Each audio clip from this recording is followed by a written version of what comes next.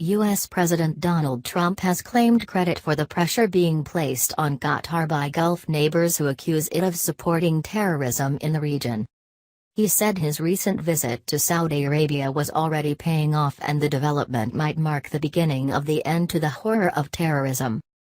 Saudi Arabia, Bahrain, the UAE, Yemen, Libya's eastern-based government and the Maldives have all cut diplomatic and other ties with Qatar.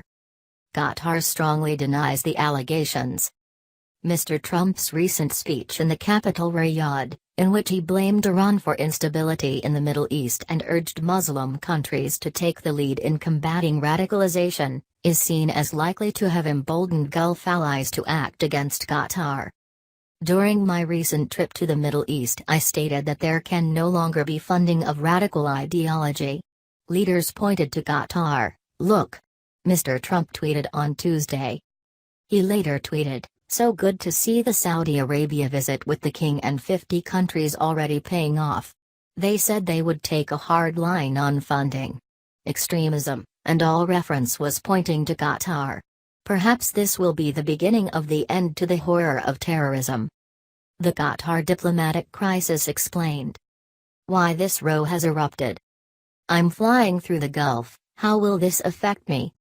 In the same week as Mr. Trump's Riyadh speech, Egypt, Saudi Arabia, Bahrain and the UAE blocked Qatari news sites, including Al Jazeera. On Monday, Saudi Arabia, Bahrain, and the UAE gave Qatari nationals 2 weeks to leave, banned their own citizens from traveling to Qatar, and cut all transport links. Qatar is backing plans for talks with its regional rivals as the diplomatic row gathers pace. Kuwait, one of the Gulf countries not involved in the dispute, has offered to mediate talks, and its emir has traveled to Saudi Arabia. Qatari Foreign Minister Sheikh Mohammed bin Abdulrahman Al Thani told Al Jazeera that his country would not retaliate but was unhappy with regional rivals trying to impose their will on Qatar or intervene in its internal affairs. He told the BBC that Qatar was well prepared to withstand a blockade, but also complained that the people of Qatar were the victims of collective punishment by other countries. The foreign minister said his government had told President Trump during his Middle East trip that there was no evidence that Qatar was supporting radical Islamists, adding that the claims were based on fabricated evidence and lies. He also defended Qatar's policy of promoting dialogue with Iran. Murkier dealings, analysis by Barbara Pledusher, BBC Washington correspondent. To be clear, when it comes to terrorist financing, nobody's hands are clean.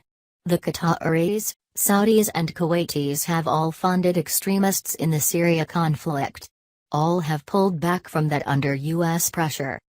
But Qatar's dealings are arguably murkier than the others because it likes to see itself as a neutral player that can act as an intermediary, and is thus willing to play both sides, Saudi Arabia and Iran. Whatever the case, the Pentagon doesn't share Mr. Trump's tone of triumphalism. Qatar hosts America's biggest Middle East air base, the nerve center for the air campaigns in Syria and Iraq against the Islamic State group. So far officials say operations have not been affected, but they might be if diplomatic feuding continues amongst U.S. Arab allies. What has happened?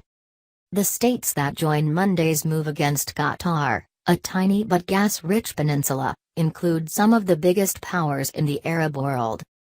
Saudi Arabia, Bahrain and the UAE closed all transport links. Food, flights and football at risk. 5 things you may not know about Qatar. Disruption to airspace in the Gulf began on Tuesday morning local time. Doha, Qatar's capital, is a major hub for international flight connections. Airlines affected include Qatar Airways, Etihad Airways, and Emirates. Saudi Arabia and Bahrain have revoked the licenses of Qatar Airways and ordered its offices to close within 48 hours. When avoiding Saudi Arabia, their massive, and only, neighbor, Qatar's planes are having to take more indirect routes, leading to longer flight times. Saudi pulls Qatar Airways license.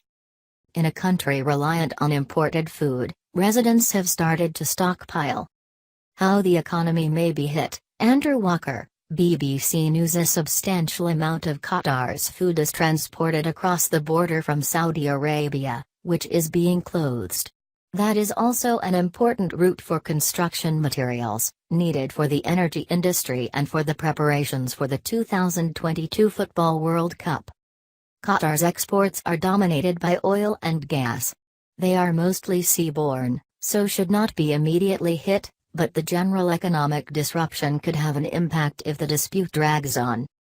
A catastrophe, social media reacts. All you need to know about Qatar. That possibility pushed the price of crude oil higher, but only briefly.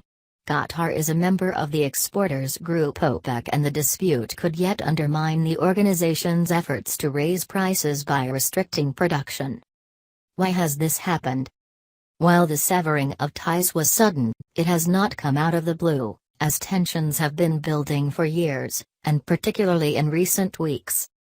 Broadly, two key factors drove Monday's decision: Qatar's ties to Islamist groups, and to Iran, Saudi Arabia's regional rival. Wealthy individuals in Qatar are believed to have made donations, and the government has given money and weapons to hardline Islamist groups in Syria. Qatar says this is not the case. The Financial Times also reports that Gulf allies were angry that Qatar had paid a $1 billion, £773 million, ransom to jihadists and Iranian security officials after Qatari nationals were kidnapped in Iraq and Syria.